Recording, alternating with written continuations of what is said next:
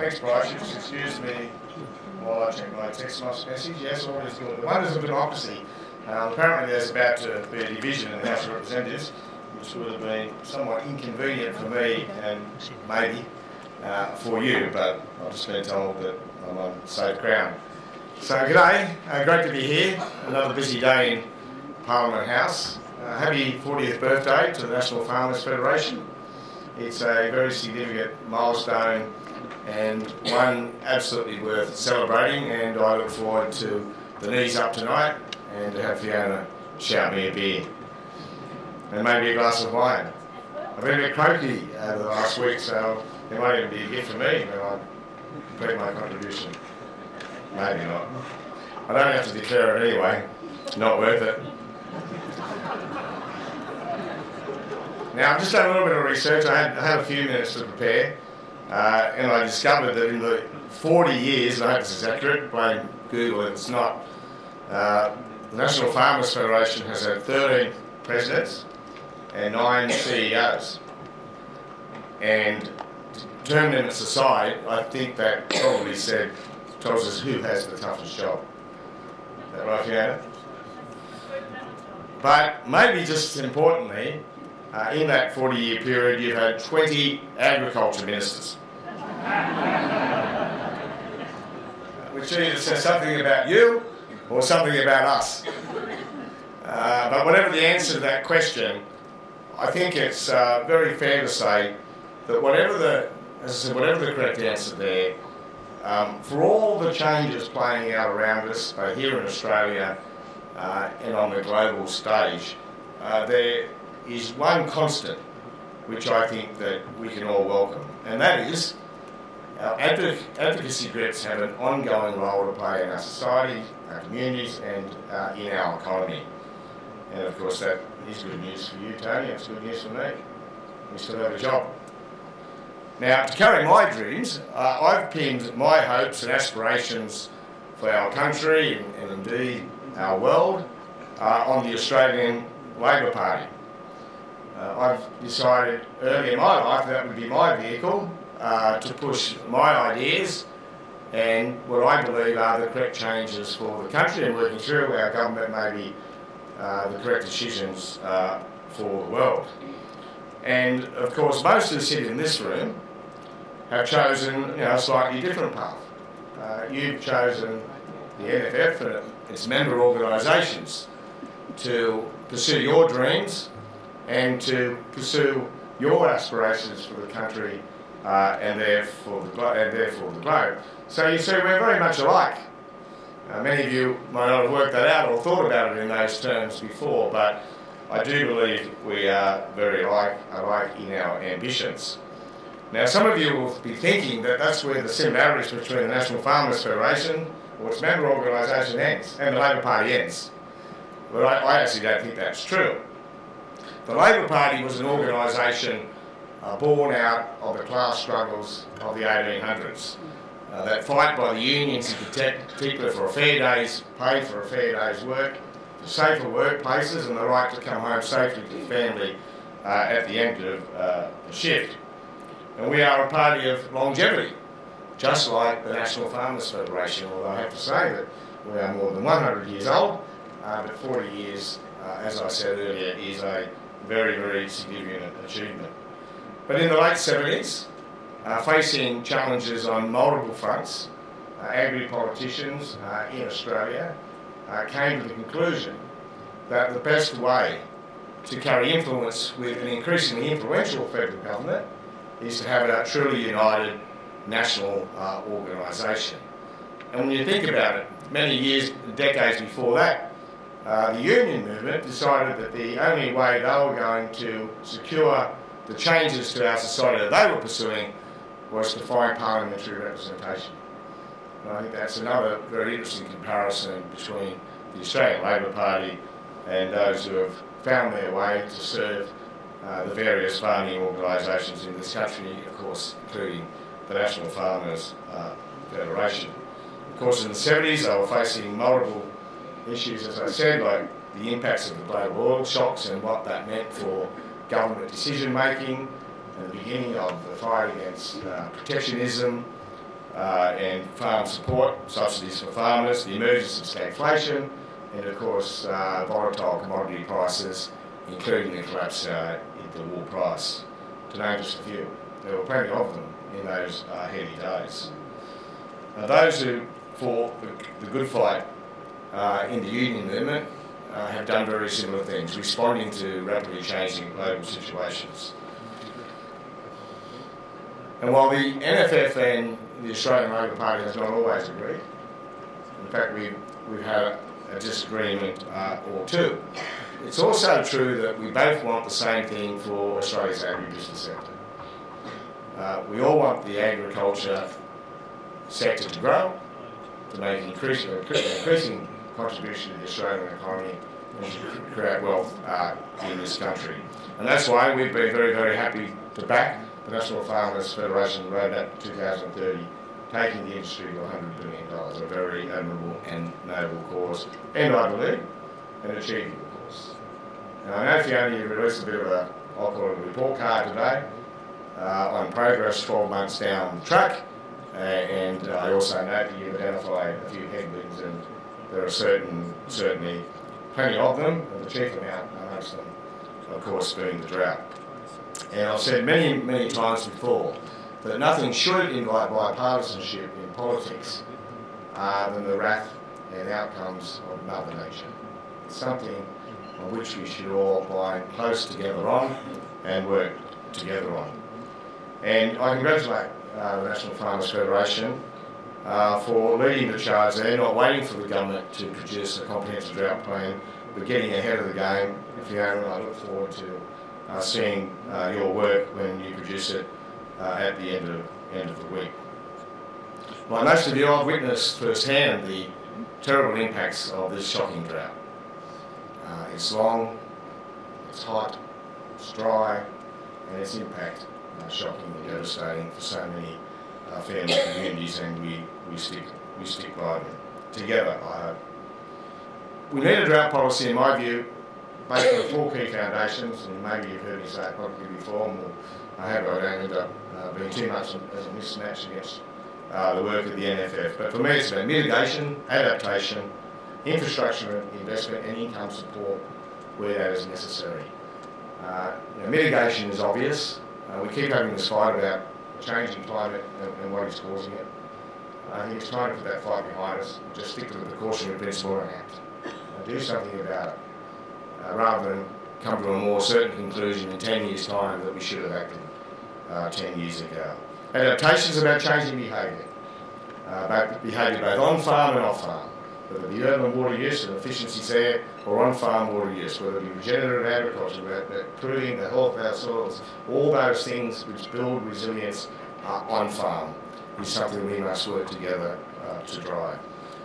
Investment is so important in water infrastructure in particular, and there is no political argument about that. We need to get investment flowing in the efficiencies of water in particular, but not just water, the efficiencies of soil health and other things that go with it. Income support, of course, will always be necessary. The test for viability shouldn't be whether you can survive the 7th year or the 8th year of the worst drought in our time. People need income support, and they're assessed to have to be in need of income support. They should continue to receive income support. Yes, we must help them either restructure their business design, the way they do things on the land, or find a way to go and do something else if that's not possible. The viability in year 7 and 8 or 8 should not be the test. I also congratulate you, Fiona, on your courageous pronouncements around climate change. I know it's not always easy. I know there are a lot of people on land out there sceptical about what is happening, but there are an increasing number of people on the land, of course, acknowledging that something is happening and we need to take action to change that. I was somewhat encouraged. On Friday I attended an event organised by UNICEF. I think it was well publicised, many of you might have seen it, but they took about 100 young people, my guess is, having spoken with them, around 15, 16, off farms in drought-affected communities. They brought them to beautiful Lake Macquarie, just on the edge of my electorate, to enjoy themselves, to experience a nice change in the weather, but to talk about farming, drought and climate change and their own futures. And there in the Q&A I encountered some very intelligent kids who thought long and deep about the challenges the sector faces. But interestingly, I at some point got a little bit frustrated because they were actually pushing back a bit against me. I heard one of the young guys there saying, well, you're the politician, you know. I thought, you'll do all right, you'll be at the NFF in the not too distant future, I suspect. Didn't get his name. He's wearing a baseball cap, I don't know whether that means anything, but it just caused me to take a little poll of my own, and I asked the audience about climate change, and I said, look, the climate's changing, there's no doubt about that, it's changing in erratic ways, but some people say it's just a part of the natural cycle. You know, we had the Federation drought, millennium drought, and we've had wild weather and dry spells before, but some people think that it's more than that, and we're all together making a contribution which is causing adverse outcomes. And so I asked them to show their hands if they thought it was the latter, that we were making a contribution, and to my surprise somewhat, I saw a sea of hands. A sea of hands. And then I asked whether they believed we could do something about it by, for example, taking action to reduce greenhouse gas emissions. And only about 4 hands went up. And at that point, I was sort of regretting asking the question, to be honest with you. And then a young woman saved me. She yelled out, "Not alone." I thought that was an interesting interjection. So I said, let me rephrase the question. Do you think that acting together as an international community, we can make a difference? And again, a sea of hands went into the air. And I was encouraged by that simply because, as I said earlier, we have to act on the precautionary principle. We have to do something now, so for regretting in the future. And in any case, I do believe we can act in a way which positively impacts on the agriculture sector. If we're smart about it, the obvious example of that is allowing the agriculture sector to more easily participate in the carbon market. Carbon farming initiative, as it says now, or whatever architecture that might exist in the future. So I really believe we can do that, and we can do that very successfully, and we can produce a win-win for the agriculture sector. And I think there's a role for a settlement, a political settlement. I said something this week that got me in a little bit of trouble, or last week now. But we're having a blue about this climate change thing for 2 decades. Thanks, Bryce, for reminding people I've been here 23 years. I say to the kids, I know I don't look that old. But it's been going on, this debate, for all the time I've been here. That's the truth. And I think it's time to put the weapons down and to talk about what we do to resolve that, because as I speak and as we sit here, and year on year, every year for the last 4 years, probably 5 years now, our greenhouse gas emissions have been rising. And to me that's unacceptable, and I think it would be unacceptable to hundreds or so young people I met with in Lake Macquarie last week. It surely isn't too hard for us to make some gains, to start reducing emissions rather than allowing them to rise. Now, I know the Prime Minister says he's on track to meet his target of 28%. It's just simply not true. I know it's not linear. You can start poorly and do better in the future, but there's no science to suggest that you can make that 2030 target, having allowed emissions to increase for the last 4 or 5 years, and on projections probably or possibly for the next 3 years. But I think there are organisations beyond the political parties which can play a role here. And you know, Scott Morrison probably doesn't listen to me all that much, although he seems to be killing me with praise of late. That's another story. But I think your organisation and your membership organisations can have a real influence here. I think you've got to make the appeal to take a different path, to become serious about not only reducing emissions, but giving you a better hand, a better opportunity to play in the carbon market. And as you've been saying, I've heard both Tony and Fiona say it many times, place a long-term focus on resilience building, so that we can give those people who have been marginal, possibly for many years, and creeping potentially in the unviable column because of increasingly more challenging climatic conditions, we can keep them in that viable column and give them a prosperous future. So I'd like to do that with you, as modestly as I can, as a member of Her Majesty's Opposition. I mean, drought's not the only challenge we face together with the vagaries of global markets, the same challenges that your founders in the 70s were facing, growing global competition, whether it be beef in South America or in grains out of the Black Sea countries. Commodity price falls in real terms over time, and of course increasing foreign investment uncertainties as the political discourse across the globe turns a little bit crazy, and we always sit in fear of ramifications for that on the trade front. Australia is a relatively isolated, small trading nation, and we cannot win from a trade war. And let us not kid ourselves that there's some formula that dictates that we come out of the US-China clash in better shape. I don't see any scenario in which that is possible. So there are plenty of challenges out there, but plenty of opportunities. We are still the producers of the cleanest, greenest, safest and highest quality product in the world. Our proximity to Asia is still an advantage to us. We have enormous opportunity. We also live on the driest continent in the world. We have limited quality soil resources, and we've got all this emerging competition.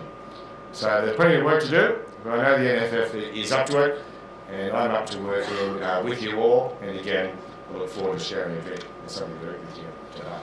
Happy birthday. Thank you.